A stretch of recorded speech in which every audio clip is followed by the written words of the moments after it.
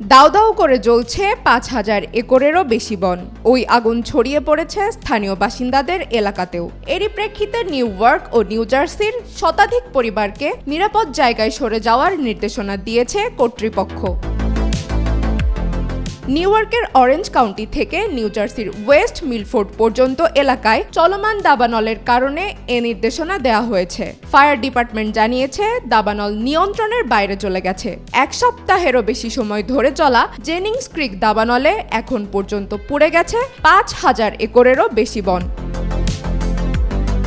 Fire ডিপার্টমেন্টের কর্মকর্তারা জানিয়েছেন, বাতাসের তীব্রতার কারণে নিয়ন্ত্রণের বাইরে চলে গেছে দাবানল। তবে এখন পর্যন্ত কোনো স্থাপনার উল্লেখযোগ্য ক্ষয়ক্ষতি না হলেও এজমিয়ার অ্যাভিনিউ ও ওয়ারউইকের ওয়াটাওয়া পার্ক থেকে ১৬৫টি পরিবারকে নিরাপদ স্থানে সরে যেতে বলা হয়েছে।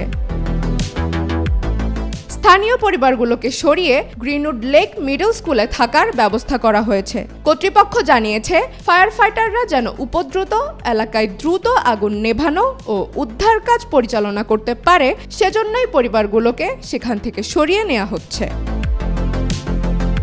এখন পর্যন্ত ফরেস্ট স্টেট পার্কের ৪ থেকে ৫ একরের মতো বনে ছড়িয়ে পড়েছে জেনিংস ক্রিক দাবানল। তবে এখনও আগুনের কারণে নিরাপত্তাহীনতা অনুভব করছে না অনেকেই। চন্দ্রিকা মজুমদার, আজকাল।